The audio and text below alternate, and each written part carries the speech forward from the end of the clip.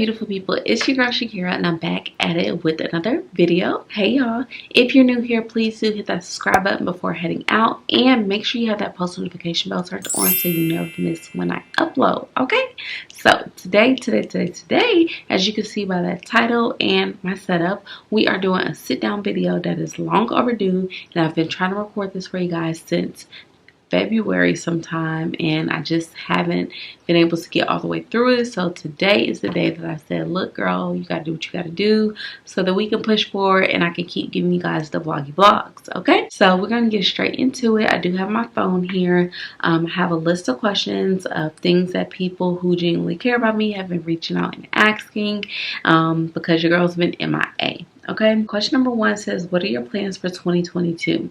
So what are my plans for 2022? As you all know, my birthday is in January, and I always start the year off with doing like a vision board party or something like that. Well, this year my plans looked a little bit different. They had to get canceled because the COVID numbers had risen during that time. So my husband and I actually celebrated my birthday together, and we created our vision boards together, and we did that over on my personal channel. I showed you guys the setup in there, so if you're not subscribed over there, please go do so. I didn't share my vision board there, so I'll pop it on the screen, and I also have it here, and I'll just share one thing from each category with you really quick. So for faith, I have making room for more of what matters in my dream life. For finance, my husband and I created a passive income for our son. It is the credit blueprint, which I'll leave the link down in the description box below. For family, I have travel. Of course, we love traveling and we want to visit new places. And then for fun, for myself, I have my teeth. And as you guys saw the video before this one, I do have Invisalign now, and I do have it in currently. So those are just a couple or one thing from each category that I'll share with you today. I'll probably do a more in-depth video of my vision board over on my personal channel. So like I said, make sure you are subscribed over there. All right. Question number 2. Did you quit YouTube? No, guys, I did not quit YouTube. I'm here. I'm back. I had to get through this video in order to keep giving y'all the vloggy vlogs and all the great content that I produce over here. And then, as you know, I have my personal channel as well, which I haven't uploaded videos there either, but we're back. No, I did not quit YouTube. All right, question number 3. How are the kids? How is Serenity and Sincere? So the kids are great, y'all. Sincere is 3, as y'all saw his birthday vlogs, and Serenity is 4 months. Oh my gosh, y'all. My babies are just growing so quickly. It's hard to believe, like, Sincere is 3 years old. Like, he's a whole human, y'all, and the boy is just so talkative. But they are good. They are so good. All right, question number 4. What's the most important thing that you care about as you continue to grow? Ooh, that was a really good question. So the most important thing that I care about as I continue to grow is my peace. Okay, as y'all know, Serenity is not named Serenity for no reason. Peace was very important for my family during that time, and we were so at peace, so that's why we named her Serenity. And just in this stage in life, peace is important. If it costs me my peace, then it gotta go. It just cannot be a part of my life, because peace helps me get through everything that I need to get through, and it helps me with the mission that I'm called on from God. So peace is most important right now. All right, question number 5. How's your mental health on a scale 1 to 10? Oh, that's a heavy lifting question right there. So how is my mental health on a scale 1 to 10? Currently, I would say I'm probably at like a 60.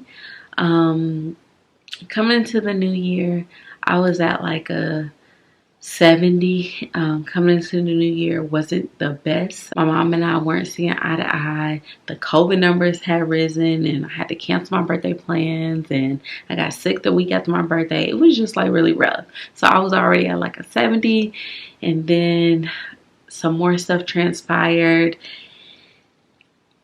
in January, and January was just a really long, and it was a really hard month for me. After being sick the week after my birthday, we celebrated Sincere's birthday, and then the most shocking news of my life happened. My husband passed away on January 23rd, which was the day after Sincere's party. And that's when my mental health declined a lot.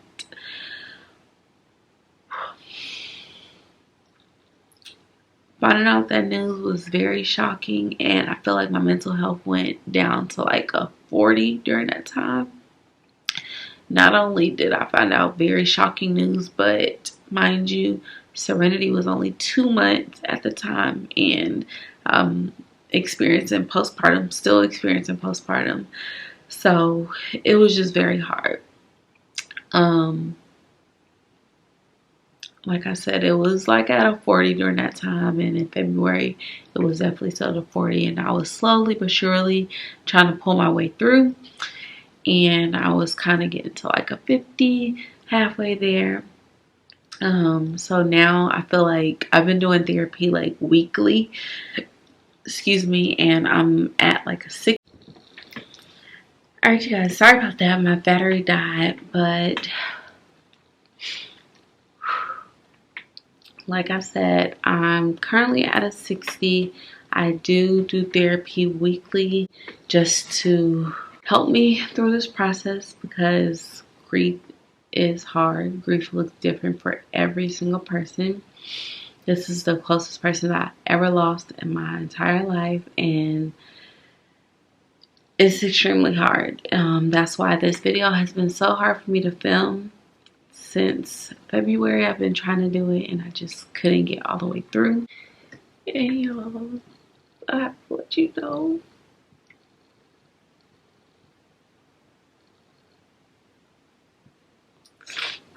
I have to let you guys know that my husband passed away on Sunday. The day after we celebrated my son's birthday.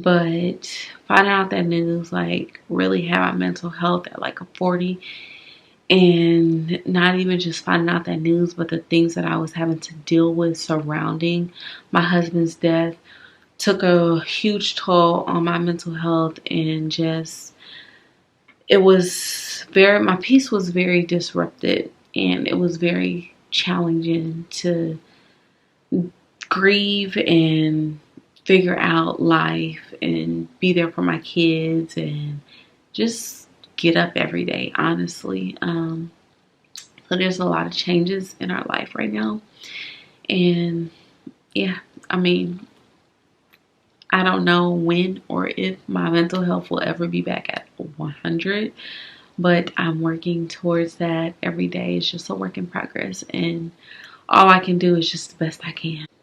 Number 6 is, have you experienced postpartum after this pregnancy? So yes, like I just told you guys, Serenity is only 4 months currently, but in January during the transition is happening, like she was only 2 months, and postpartum can last up to like 2 years for mothers. So mind you, like I definitely experienced postpartum with Sincere, and I'm experiencing it again, but like times 100 it feels like.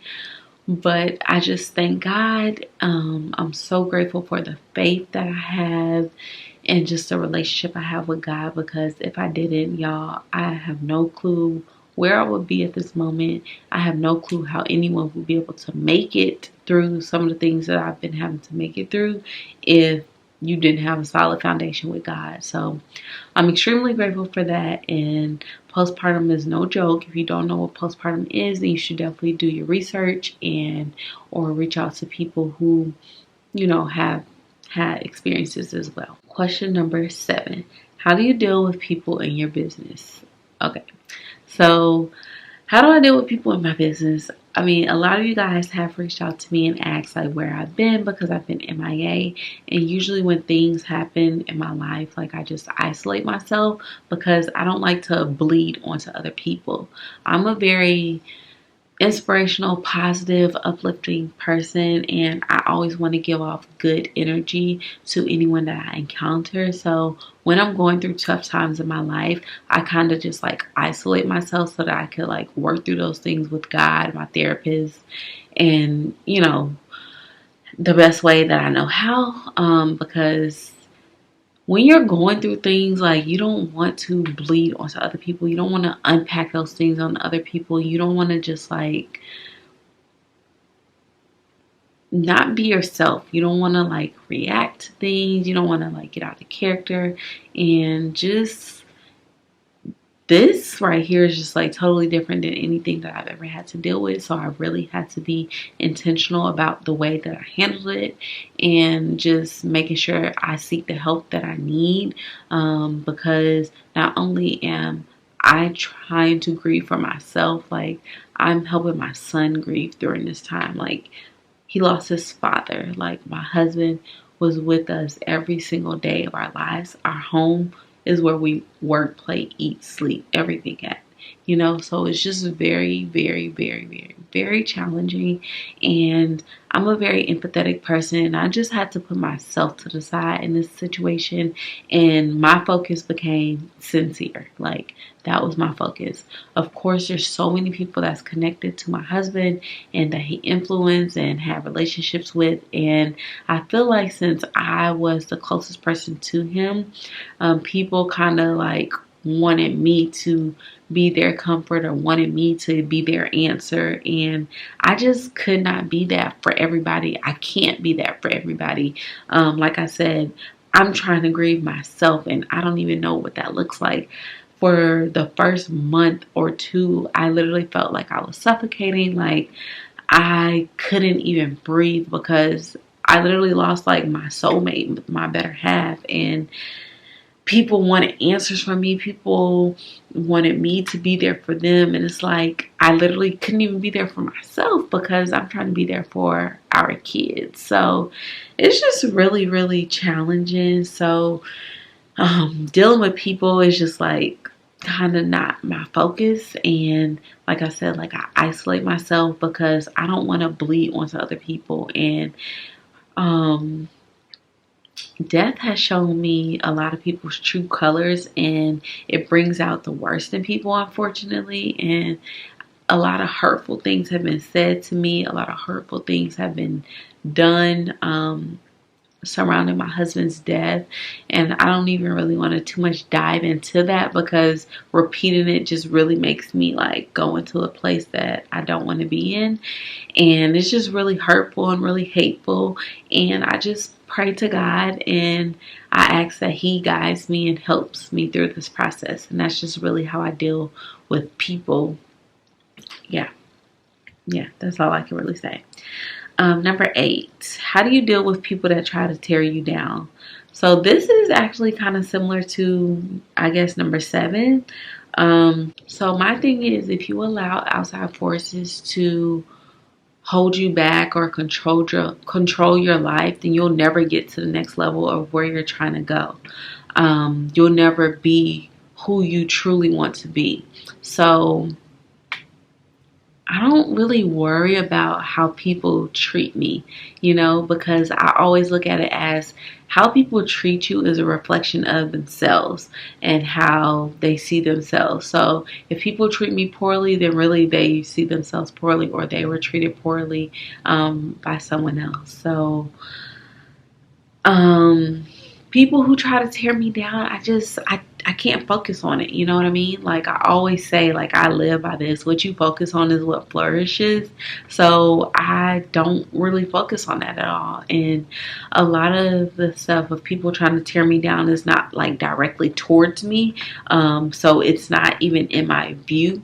I would have to go search for it, or someone would have to bring it to me. And like I said, what you focus on is what flourishes. So I'm not searching for the people that's tearing me down, and people who, were bringing things to me or try to bring things to me, like I shut it down immediately, because I can't even get into that space with people. I can't even take it there with people. I can't even get that low. And what you feel about me or how you feel about me is actually none of my business. Like, you can just take that up with God, because at the end of the day, like, I know who I am and whose I am. So I have to be comfortable with who I am. Like, nobody can really like tear me down per se. So that's how I deal with it.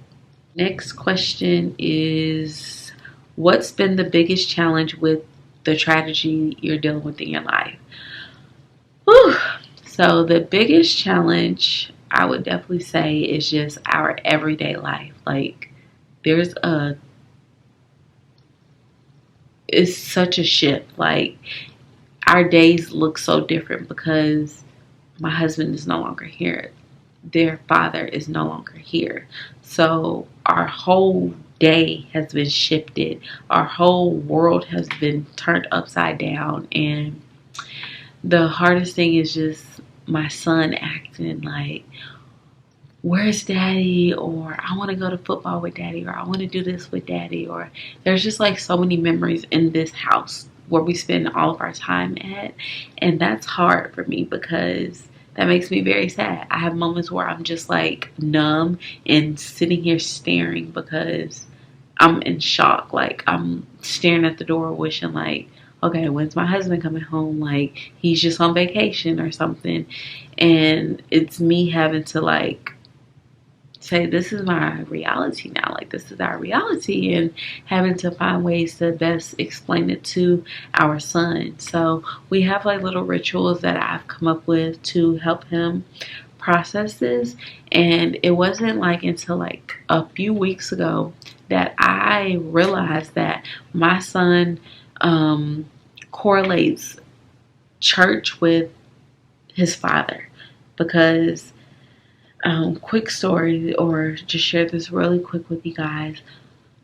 The day of my son's party, that night, normally we all do nighttime routine together. And that particular night, like, I was cleaning and, trying to get everything back in order from the party that day. And my husband and my son did nighttime routine together. So going to bed to him was the last thing that he saw. The next morning, he didn't wake up to his dad. So the next time he saw him was at church, or at the funeral home in the casket, which is church to my son. So my son was saying like, Mommy, I want to go to church. I want to go to church. And, we've been home from church because of the pandemic for about 3 years at this point. And church was opening back up. And I was like, yeah, we're going to go to church, baby, soon, because they're opening back up. And he's like, so I'm going to get to hug daddy at church. And then that's when I put 2 and 2 together that, wow, this is what my son correlates church with now. So that's extremely hard for me. Like, just anytime my son just brings up his daddy and he wants to physically be in his presence, that's hard. That's challenging. But, I'm a strong believer that God will never give us more than we can bear. So, like I said, I've been figuring out different rituals and things that we can do to make sure, like, Sincere understands that his daddy is, like, with him at all times spiritually, just not physically. Next question. When you're feeling your lowest, what do you do to get back up? Woo! Y'all, I'm getting chills because I have a lot of low moments. I'm not going to say low days, but I have low moments and I have high moments. During those low moments, I literally just look at our children like, wow, we created 2 beautiful seeds into this world. The legacy continues on through our children, and they like just give me the energy, the strength that I need to keep going. Also, I listen to motivational sermons all day, every day. It can be via YouTube. I listen to podcasts. I play my gospel music. Like, that's definitely a ritual that we have. Sincere and I like to have dance parties. That helps me bring my spirit up. just reading the word of the day. That's something that we did as a family. So reading my daily scripture, reading the Joel Osteen word of the day. Looking at memories of us, because we have so many memories together.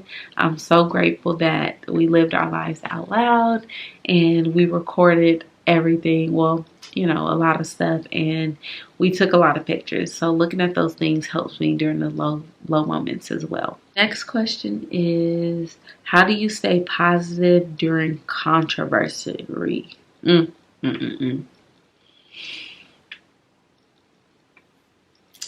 How do I stay positive during controversy? So the way that I stay positive is just remembering that no matter what happens to me or what other people think of me, I know who I am and whose I am, like I said.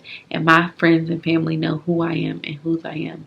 And they know what I bring to the table. They know the service I provide. And God has coined me a child of God, and He has given me a mission to fulfill in this world. So I have to stay positive because I know what I'm called to do. You know what I mean? I know the work that I'm doing is bigger than just me. It's never about me. It's bigger than me. So that's really how I stay positive. Just staying focused on the mission, speaking my affirmations daily, and surrounding myself with genuine people who care and love me and care and love my children. So yeah.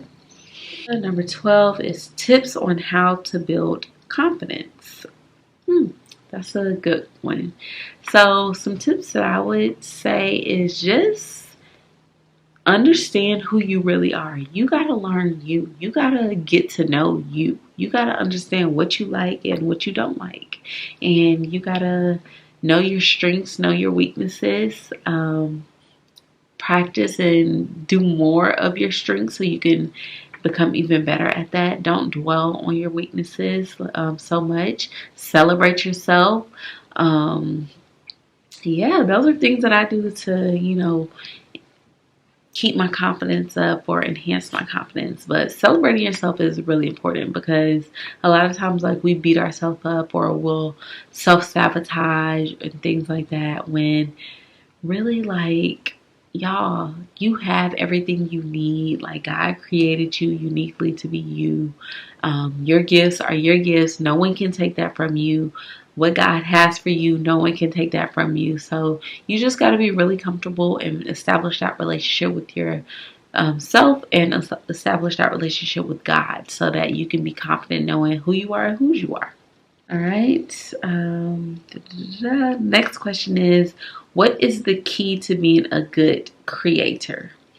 Good question. So I would say that the key to being a good creator is staying true to you no matter what.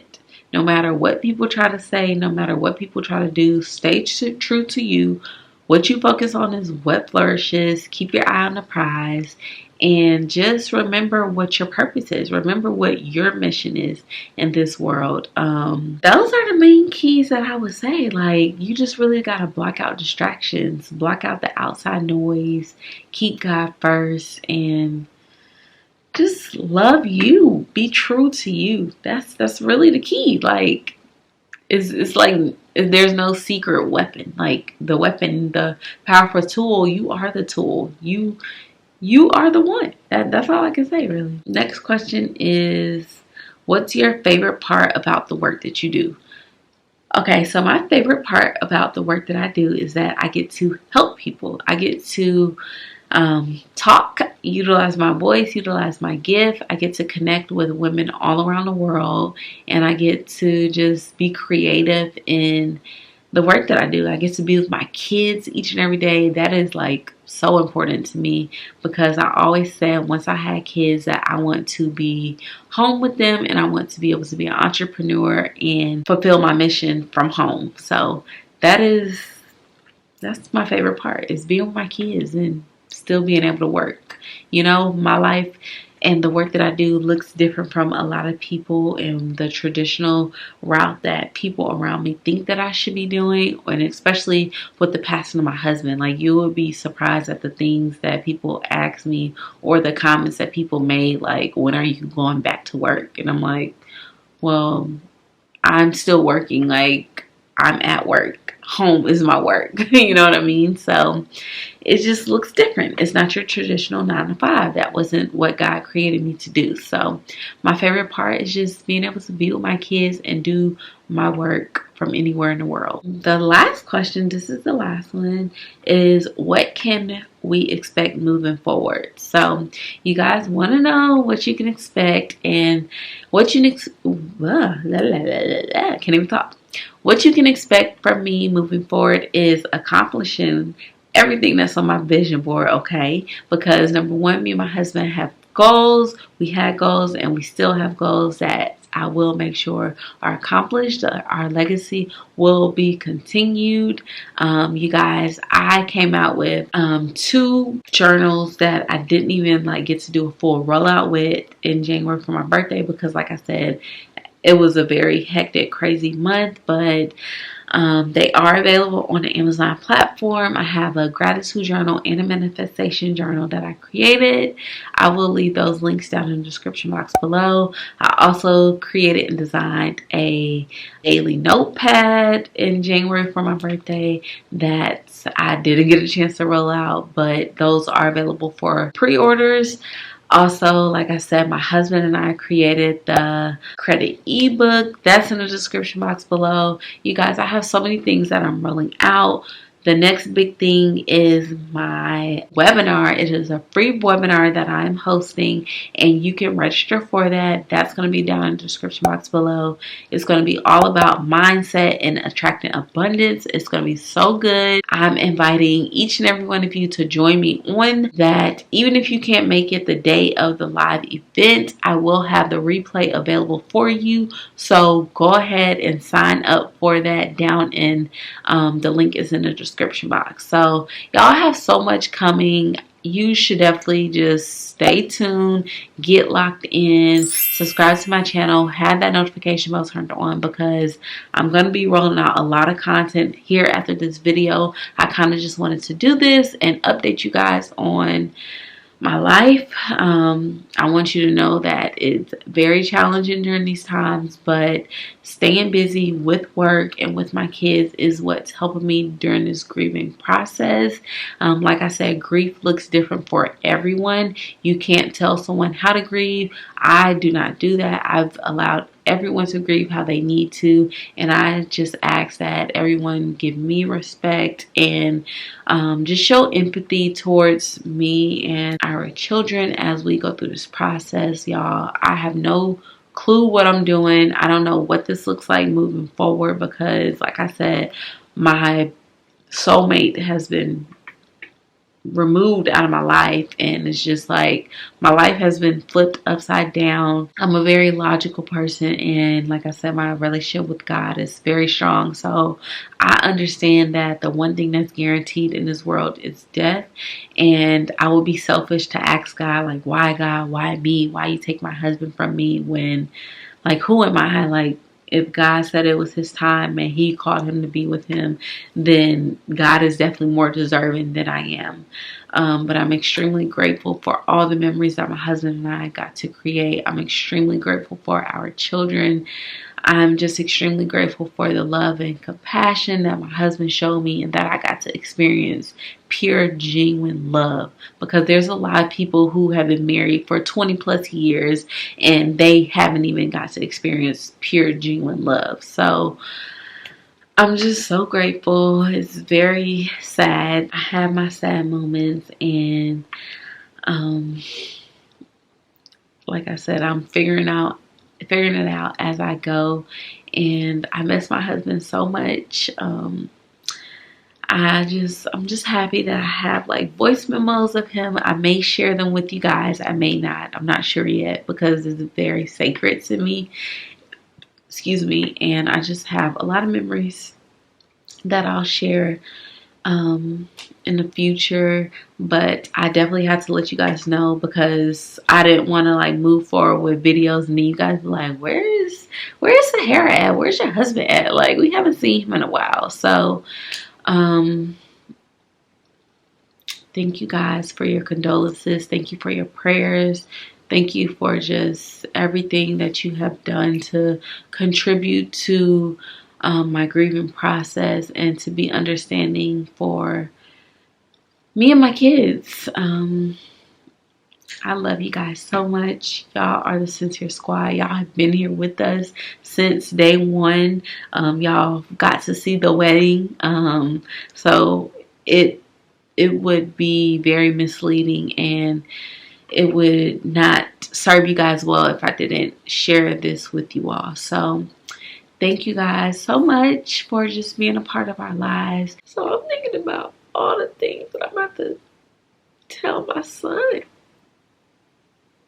about why daddy isn't here and why he's never going to be here again.